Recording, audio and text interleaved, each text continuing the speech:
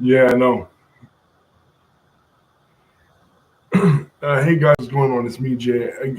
Again, doing another installment of the Road to WrestleMania series. Yeah, I know. The 13th edition to, yeah, so yeah, I know. You're right. Uh, the 13th edition to my Road to WrestleMania series, WrestleMania 13. Okay, now a little bit of personal information with regards to this WrestleMania. When I was a kid, I was only allowed to order uh, either a pay per view from WCW or WWF, and I did not choose to watch this WrestleMania. The build to it was kind of underwhelming, in my opinion, especially the main event match that we're about to talk about for the WWF Championship. So I chose to order uncensored. That year of '97. I was more into the NWO. They were doing the NWO versus WCW versus Roddy Piper's team, which is basically Roddy Piper and the Four Horsemen.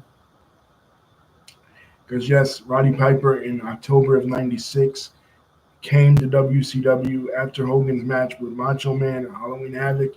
He confronts Hulk Hogan, says that Hogan was the only guy that he was never able to beat, which is true.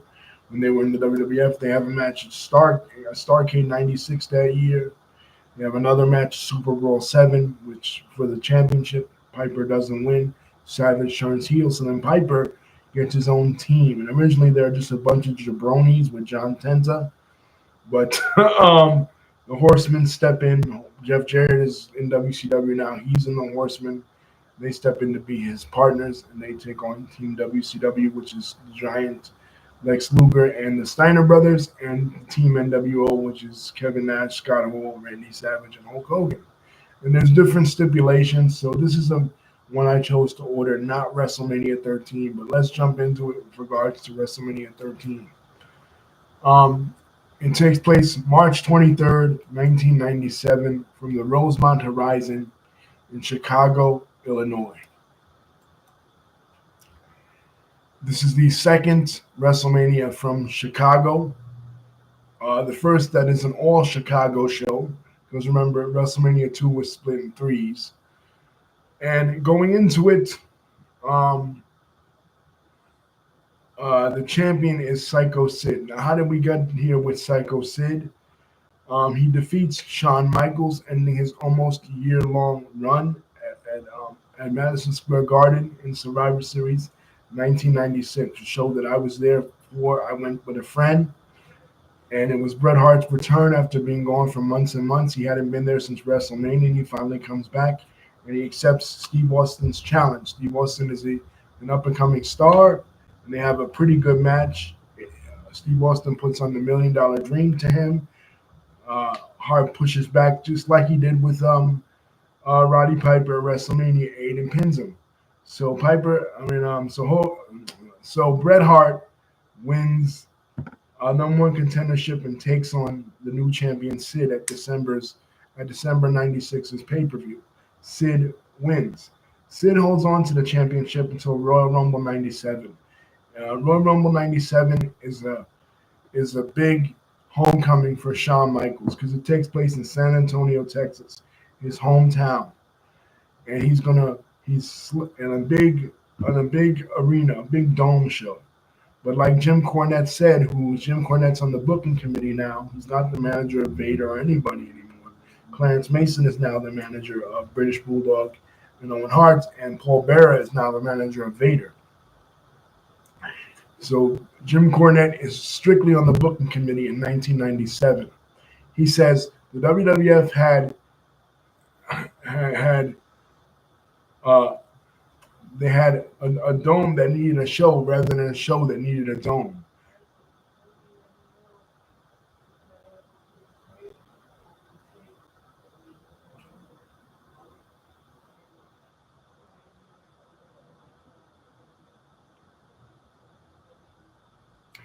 Basically, an underwhelming card. They tried to hype it up with Psycho Sid attacking Jose Lothario's son Pete Lothario and beating him up. but it really didn't work out. So Michaels is running a fever, but even though he's running a fever, he does manage to beat Sid, and he wins the WWF Championship for the second time. Now, as far as the Royal Rumble match itself, Bret Hart is slated to win this match because, like I said, Bret Hart was going for months and months in a bidding war between WWF and WCW. He chose to re-sign with the WWF, and Vince McMahon wanted to reward him for that. On an episode of Livewire, which is a new uh, show, a new call-in show that the WWF is doing, hosted by Todd Pettingale and Sonny. Um,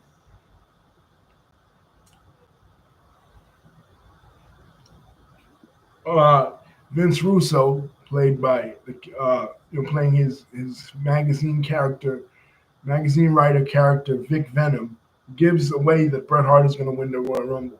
So at the last minute, uh, WWE decides to pivot and declare that Stone Cold Steve Austin will win the Royal Rumble. Now, how does this happen? In a very convoluted way. Terry Funk, who is in the Royal Rumble at this time, is fighting with Mankind. They're fighting on the floor. The referee is distracted when Stone Cold Steve Austin gets eliminated, and the ref doesn't see it, so Austin comes back in. And in the end, he eliminates uh, Bret Hart,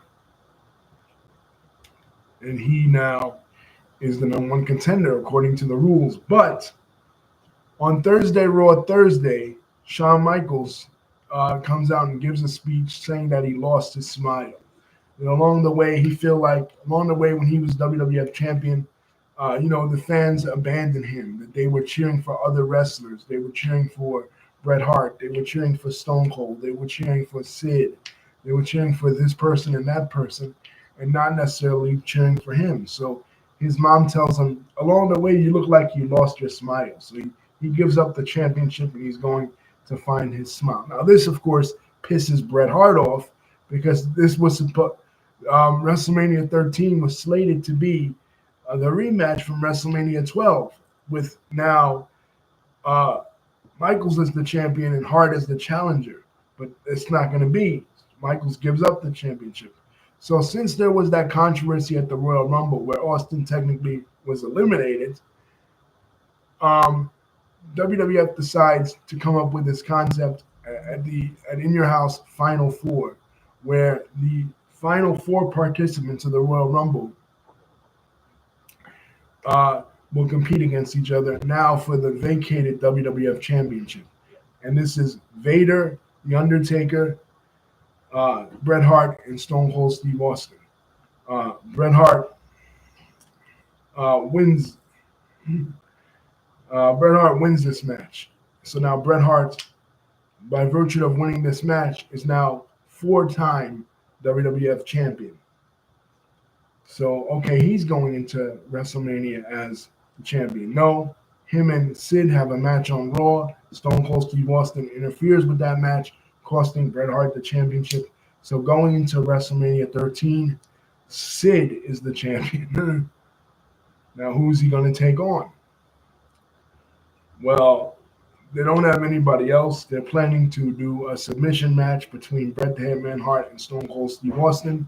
So The Undertaker steps up. So WrestleMania 13's match is going to be The Undertaker versus Psycho Sid, with Psycho Sid as the champion and The Undertaker as the challenger.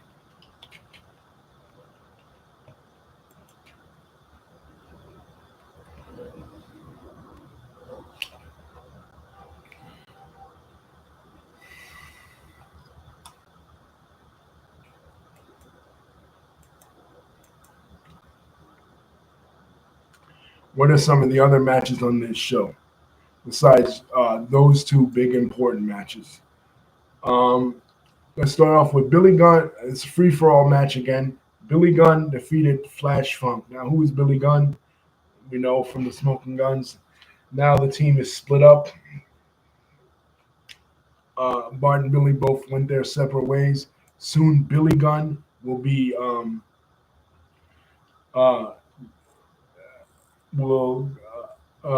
get the managerial services of a returning honky tonk man. Hockey Talk Man has returned to the WWF. He is looking for a protege. He is looking for somebody to be his the next Honky Talk Man. Initially, this was supposed to be Glenn Gilberti, aka the Disco Inferno. He was supposed to make the jump because he didn't want to put over Jackie Moore, Miss Jacqueline, in WCW. So he was going to jump to the WWF, and it would have made perfect sense. He, Disco Inferno, managed by the Honky Talk Man, two anachronistic musical acts, musical parody acts. One a parody of John Travolta, the other a parody of Elvis Presley. But it doesn't happen, so they need a new protege. So they turn Billy Gunn into Rockabilly. But at at this point, it hasn't happened yet. So Billy Gunn and who is Flash Funk? Flash Funk is Too Cold Scorpio. After being in WCW, winning the tag team championships with Marcus Bagwell in '93 for at least one night. They won it on WCW Saturday Night and lost it to the Nasty Boys at Halloween Havoc '93. But and then being in ECW, getting to the actual finals of the ECW championship match in August of '95, August of '94, with Shane Douglas, when Shane Douglas wins the championship and says that all the NWA legends can kiss his ass. Um, Too Cold Scorpio was there as the semifinalist, but when he comes to the WWF, they give him uh, a funkified pimp gimmick, feeding into their anti-black racist stereotypes that WWF is often known for. Flash Funk, not one of the better gimmicks that WWF has ever come up with.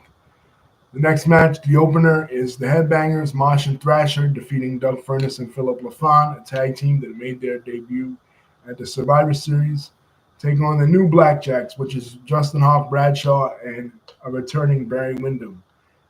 Barry Windham, of course, is the son of Blackjack Mulligan. He returned to the WWF for the third time. We saw him. This is the second time we're seeing him. We saw him. The last time we saw him was at WrestleMania 1 when he and his tag team partner Mike Rotunda lost the WWF Tag Team Championships to the Iron Sheik and Nikolai Volkov. Now we're seeing him back. He came back in 1989, was the Widowmaker for a while in WWF. And then he left and went back to NWA WCW. And, was there for a while until '93. Left, came back to WCW at Slamboree '94 as Ric Flair's surprise opponent. Then came back to WWE in '96 as the Stalker, but now they've repackaged him from the Stalker to this Blackjack gimmick, imitating his father in Blackjack Lanza as the new Blackjacks with Justin Hawk Bradshaw. A really lame gimmick, to say the least.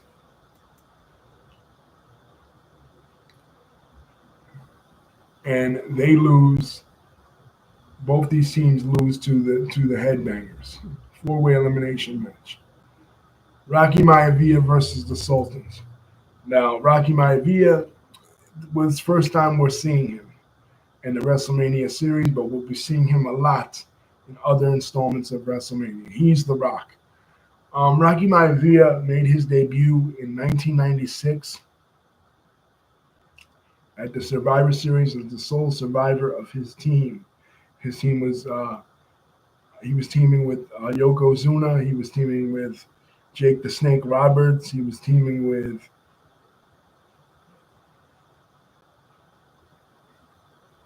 a bunch of other baby faces to go against Jerry the King Lawler and Triple H and all the other heels. His name was basically a combination of his father, Soulman Rocky Johnson, and his grandfather, Peter Maivia. They were hyping him up for weeks and weeks that he was the first third generation wrestler. And even Sonny, who they put on commentary, is gloating about him in his Survivor Series match. So he's becoming really, really successful.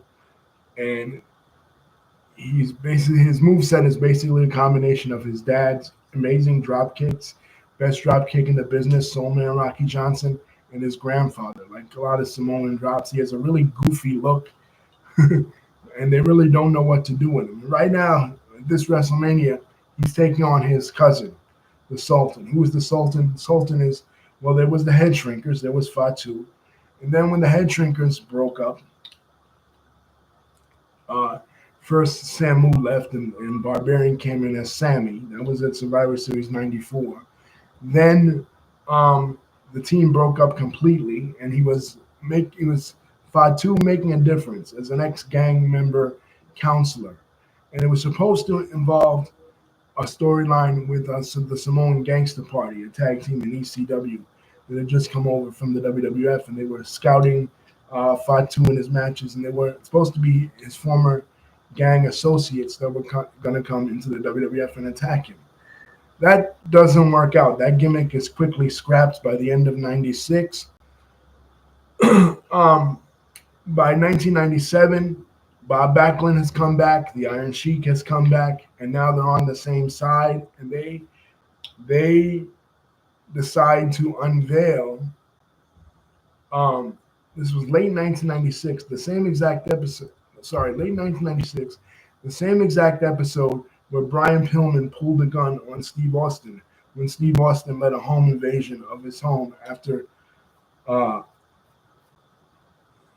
he came to confront Pillman after beating up Pillman and breaking his leg on an episode of Superstars, just because Pillman was in support, or Austin thought he was in support of Bret the Hitman Hart for their Survivor Series match. The Pillman Got a Gun series. Pillman sitting on his couch threatening to shoot Stone Cold Steve Austin. But after that segment, we go to the segment of the Iron Sheik and Bob Backlund introducing the Sultan, which is a Middle Eastern eunuch. He basically had his tongue cut out. That's why he wears this silly, ridiculous-looking mask. It's a really ridiculous match, but these two cousins are taking on each other at The Rock, Rocky Maivia's first WrestleMania match. And Iron Sheik and Bob Backlund are coming out to help the Sultan, so Rocky Johnson interferes on his son's behalf. And Rocky Maivia is the Intercontinental Champion because on an episode of Raw Thursday, the same episode where Shawn Michaels relinquishes the WWF Championship, Rocky Maivia defeats Hunter Hearst Helmsley for the Intercontinental Championship. Hunter Hearst Helmsley won the Intercontinental Championship after Ahmed Johnson was injured, and they held it up for a tournament. Mark Merrill won that tournament by defeating Farouk, aka Ron Simmons, and then Triple H challenged him for it, and with the help of Mr. Perfect, Triple H won his first Intercontinental Championship.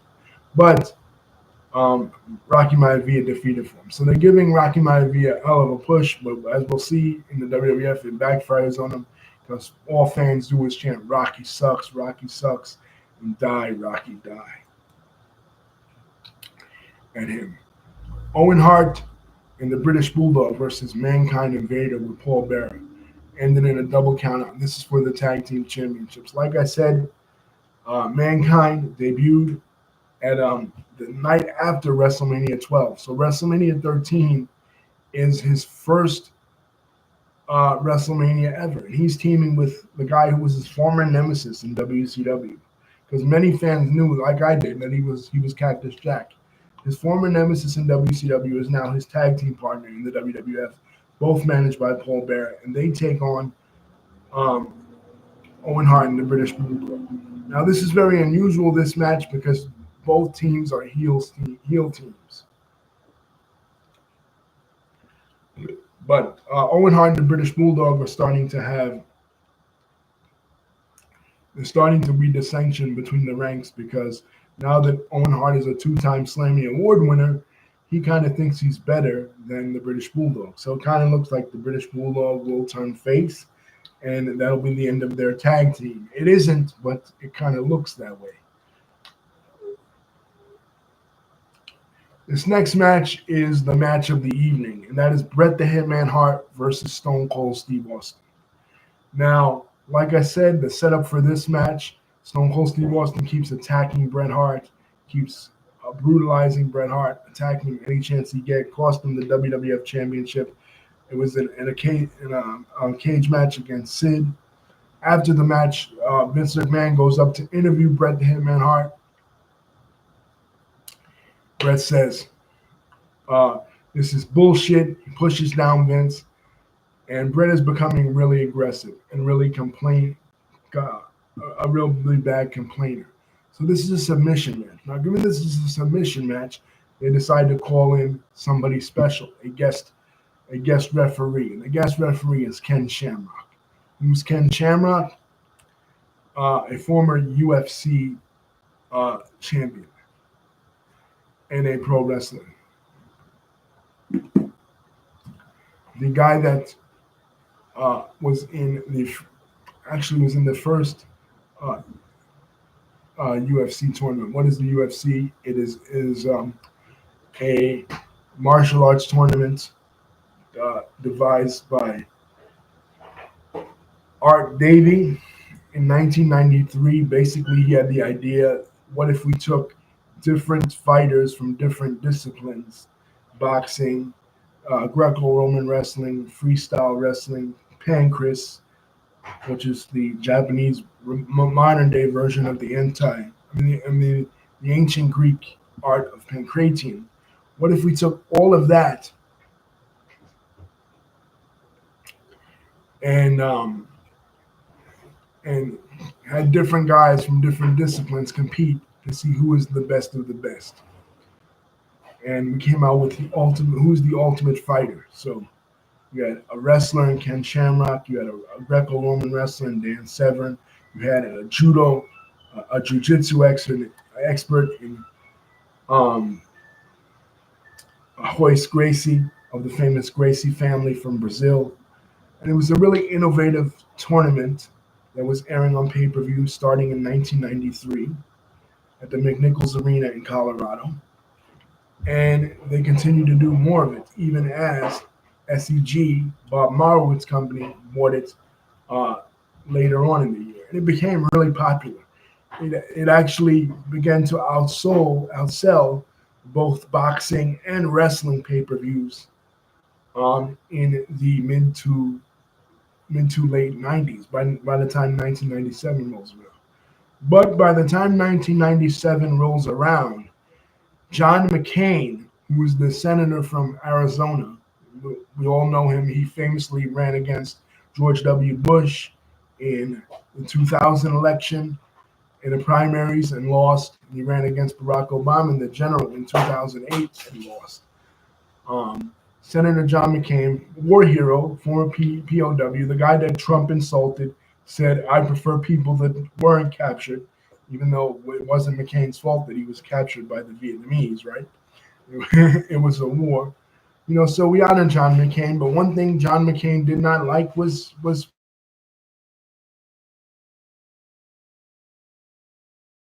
I don't know which one, but he saw this is brutality.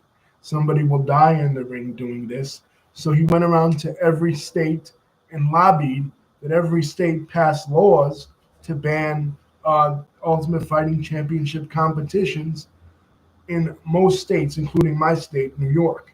So the only place where UFC could get a license was Dothan, Alabama.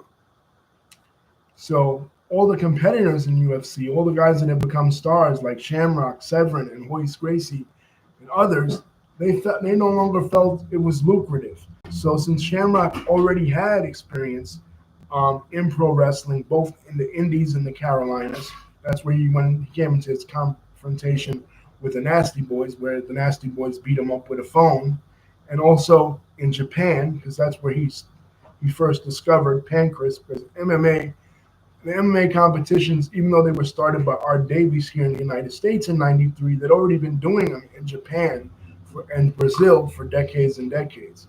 So Shamrock was involved with the Japanese end of it, and they sponsored him to be in the first UFC. It was a huge hit with the fans, like I said, but now they see it as no longer lucrative because McCain has banned it all across the United States. So now they're looking for other avenues. And Shamrock, being in wrestling, decided to come to wrestling. So they're introducing him as the world's most dangerous man, Ken Shamrock, because he's the submission artist. So it makes sense that they'll put him in this match. And eventually he will be a full-time member of the WWF roster. This match is incredible. They get blood in this match. Bret Hart puts Steve Austin in the figure four around the ring post. Just incredible storytelling in this match. And initially, Stone Cold Steve Austin didn't think he could work this match because he has no submission moves necessarily in his repertoire, but he does. And Bret Hart, and the ending is very significant. It's the famous moment in WWE history. Blood from a stone. Stone Cold Steve Austin is bleeding profusely. Ken Shamrock is asking him, "Do you give up? Do you give up? Do you give up?" And he says, no, he doesn't say anything. He straight said, no, no, no. And finally he passes out due to blood loss. And Bret Hart just won't give up. He's still pounding on Austin. He's still pounding on him until Shamrock has to step in and pull Bret Hart off of Steve Austin. And finally, Bret Hart is disqualified. But what's happening in this match is there is a famous double turn. Because of Bret Hart's viciousness and because of him not having mercy, him being too brutal, the fans decide they don't like Bret Hart anymore. You know what I mean? Like he doesn't have mercy, he doesn't have compassion. He's just turned into a heel. He's turned into a vicious heel. Whereas Stone Cold Steve Austin, they like him a lot because despite all the adversity that he's going through, he just will not give up. He just will not quit.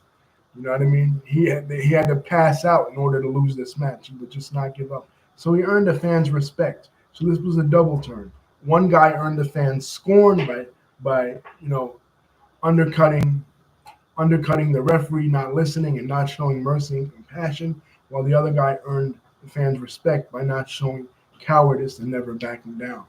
So beautiful storytelling, and that was it. The most famous double turn in wrestling history: Stone Cold Steve Austin and Bret Hart. WrestleMania 13. The next match, Ahmed Johnson and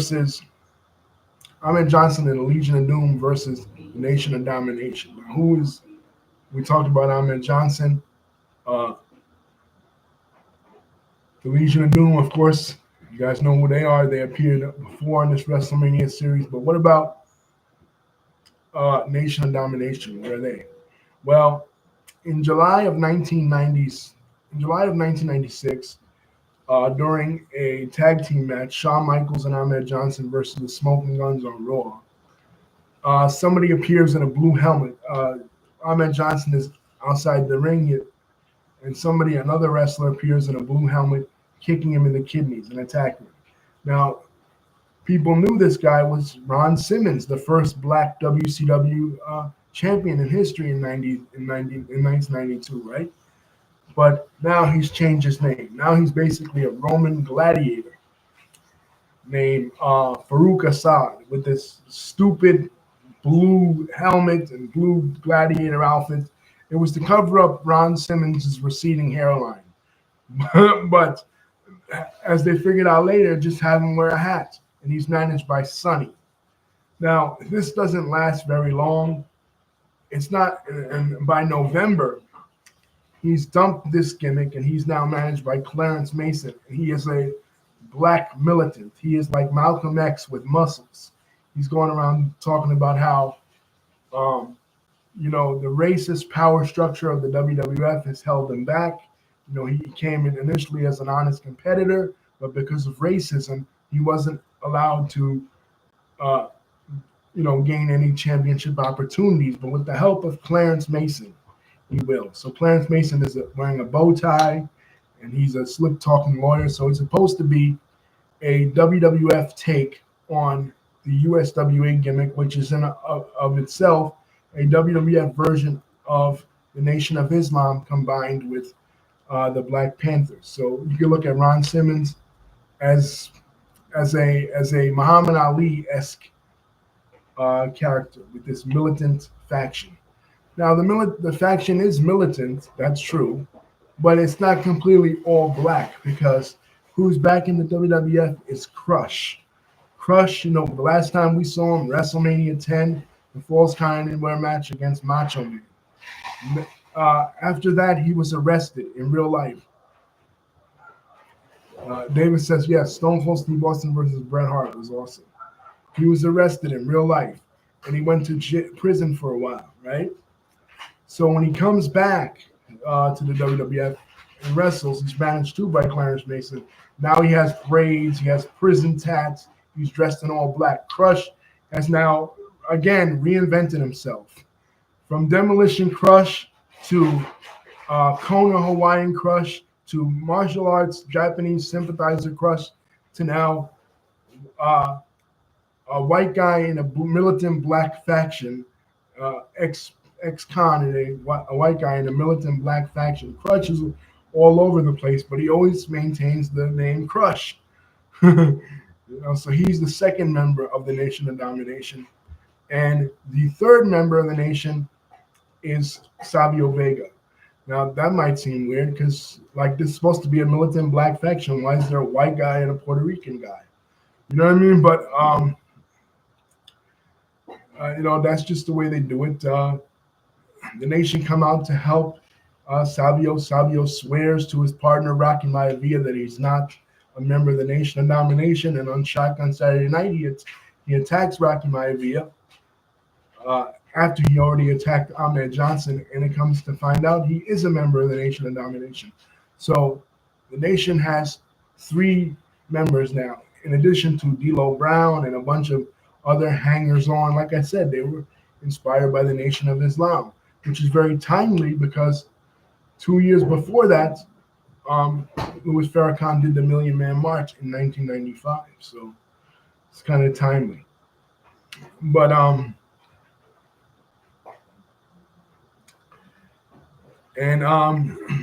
PG-13, JC Ice and Wolfie D, which is Bill Dundee's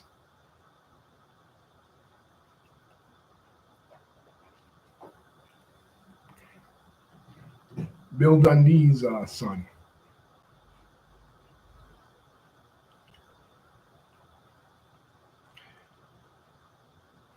That faction doesn't last long, at least in that version anyway. And LOD is back. How did LOD come back? Well, they reunited with each other when Animal came back into wrestling in 1996. Clash of the Champions 96. They come back and they challenge Sting and Lex Luger to a tag team match. And they're in WCW for a while, but it doesn't really work out with them in WCW. Eric Bischoff doesn't order them and doesn't give them contracts. So in an episode of Raw that also featured the ECW invasion of the WWF, Raw's return to the Manhattan Center in 97, LOD came back. And Ahmed Johnson enlists the help of LOD for this Chicago street fight against the Nation of Domination. This is a pretty good tag team match. A pretty good brawl. They brought everything, including the kitchen sink, and they even almost hung Ron Simmons. Finally, we get to the main event, The Undertaker versus Sid. This match sucked. Honestly, this is the next chapter in the Undertaker streak, and this match sucked. The only saving grace of this is the Undertaker comes out in his gray and black gloves, his old classic look from when he won the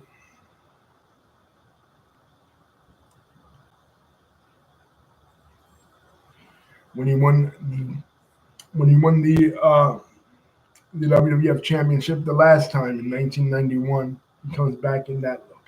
Now, Shawn Michaels comes out initially. Bret Hart comes out initially. Shawn Michaels is on commentary because Shawn Michaels is basically the biggest star in the WWF right now, and he's not on the show because he's supposedly injured.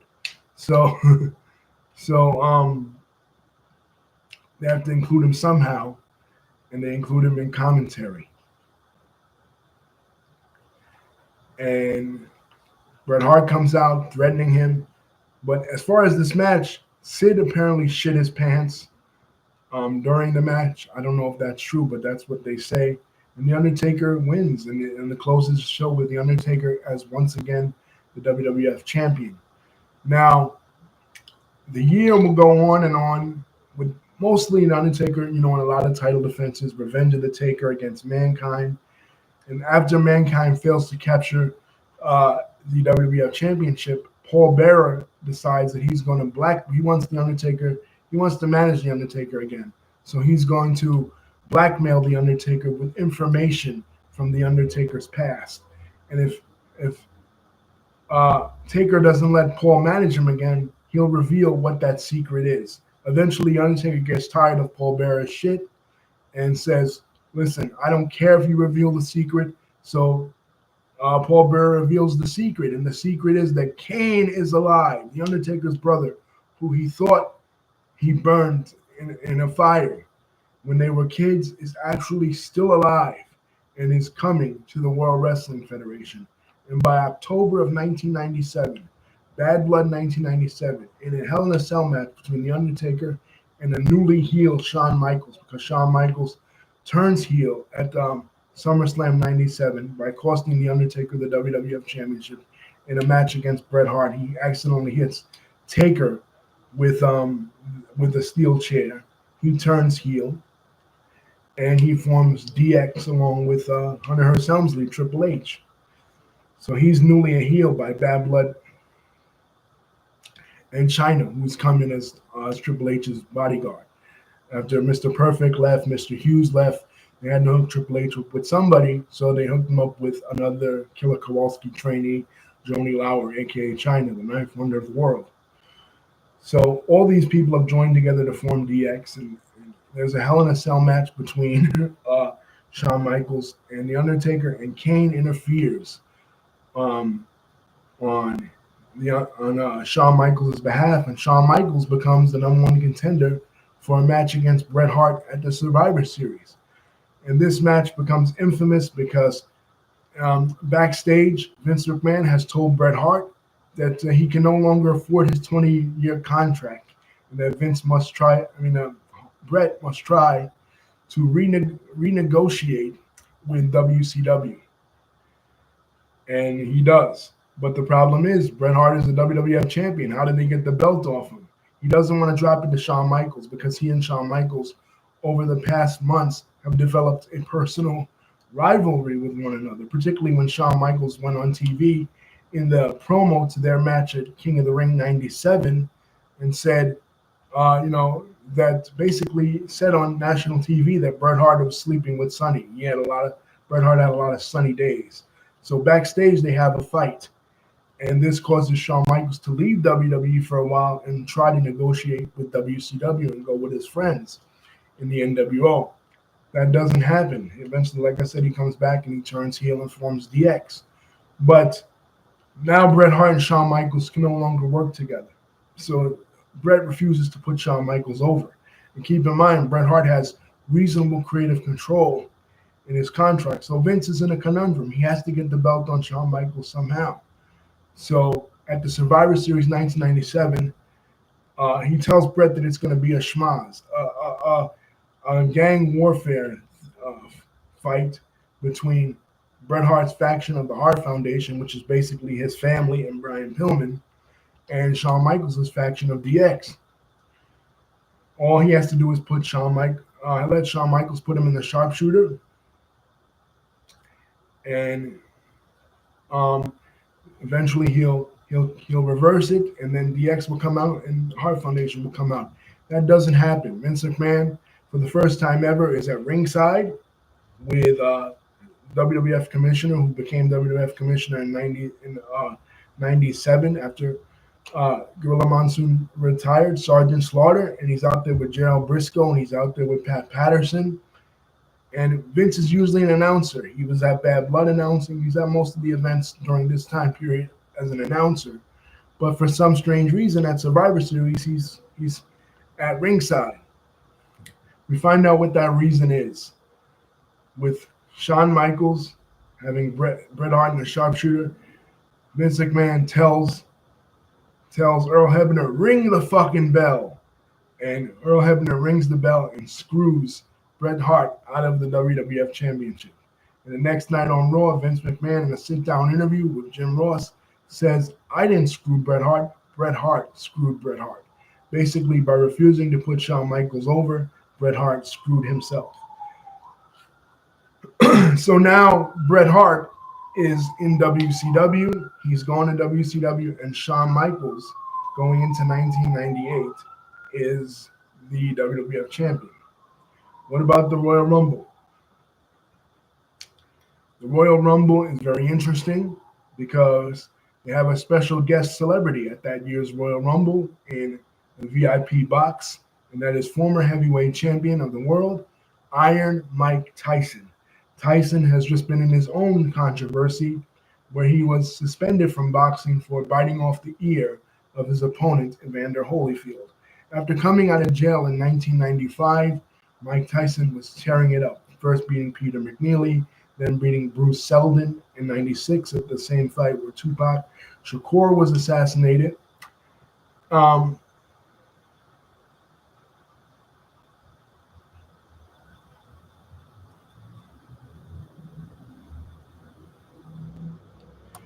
And then finally facing off against Evander Holyfield.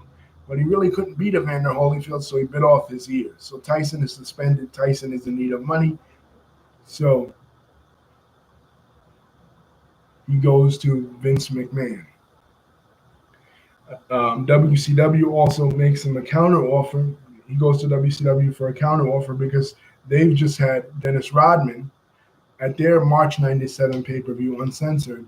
And they've had Dennis Rodman in July of 97 in a tag match with Hogan. So maybe they can offer Tyson a little bit more money. They don't. Tyson eventually goes with the WWF. And he's at the Royal Rumble when Stone Cold Steve Austin wins the Royal Rumble, becoming the number one contender to face Shawn Michaels at WrestleMania 14 with Mike Tyson as a special guest referee. And we'll see the interactions. But we'll talk about the interactions between Stone Cold Steve Austin and Mike Tyson in the next installment, WrestleMania 14, coming to you live from Boston in 1998. And David is absolutely correct. Stone Cold Steve Austin versus Bret Hart was a tremendous match. That was a game changer of a match. It was at that moment where Stone Cold Steve Austin became the biggest babyface in the history of the WWE. Peace. Don't forget to like, comment, and subscribe. Thank you once again, David, for joining us and contributing. We'll be coming to you with our next installment, which is WrestleMania 14, the real definitive WrestleMania of the Attitude Era. People say WrestleMania 13, the Attitude Era. No, I still think WrestleMania 13 was kind of the last WrestleMania of the new generation era. The Attitude Era wasn't in full effect swing yet, but by WrestleMania 14, it will be. We'll see a new era on the horizon. Remember, going into it, Shawn Michaels is the champion and Stone Cold Steve Austin is the challenger. Peace, guys.